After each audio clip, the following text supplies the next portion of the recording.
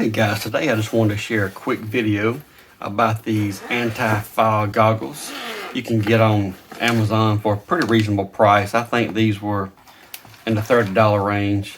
So me and my son both have these for AirSoft, and so they could be used for a lot of different things. It comes with a tinted or shaded lens as well as the clear.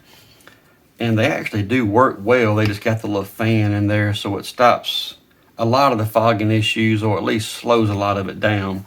So we've used these a couple times, and the only issue with these, and I imagine everybody's going to have the same issue that we do, is sometimes you go to put them on and you hit the button and they don't come on.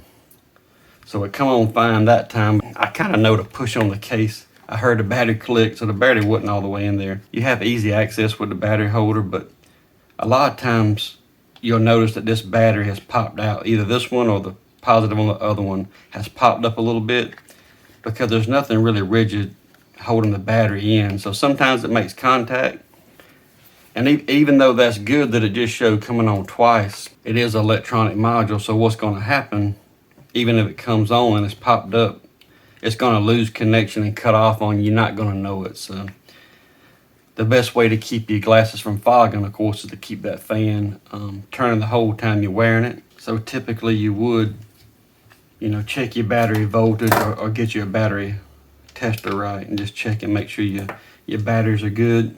And I try to do this before every event. And these probably need replacing. They're down. They'll run it longer, but we'll go ahead and replace them before we go to an AirSoft event, that is. One thing I wanted to share with you, there seems to be a little bit of a fix. It's being very, very careful. We can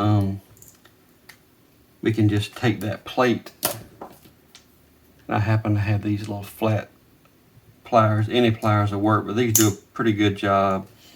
You just want to push out so you can grab the plate itself, which on this one here, this one is your plate that puts it in series, so it'll actually come out. Just be careful and just remember which way it goes, of course. But we can actually bend this plate on this end. And I'm just bending it down to do a little bit of a capture, because the battery holder doesn't have one. So there's several ways we can do it, but just putting this capture in here does seem to help on mine. And this is my son, so if you can see that, now we just got a little bit of a capture there. Just put that back in place.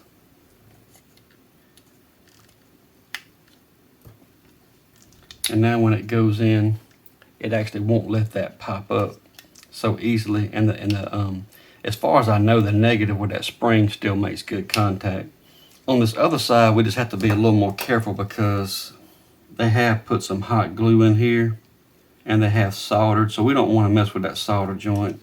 I mean, if you watch my channel, you know I got soldering irons everywhere, but you may or may not have a soldering iron right here on your bench like I do. But I'm just going to bend that plate like that down as well. Get some other pliers that might be a little bit more helpful. But if you can see that, now that plate is bent down. And now that's not quite so easy to bounce out. So the only other thing is sometimes I think if you don't watch it, they'll pop out and over.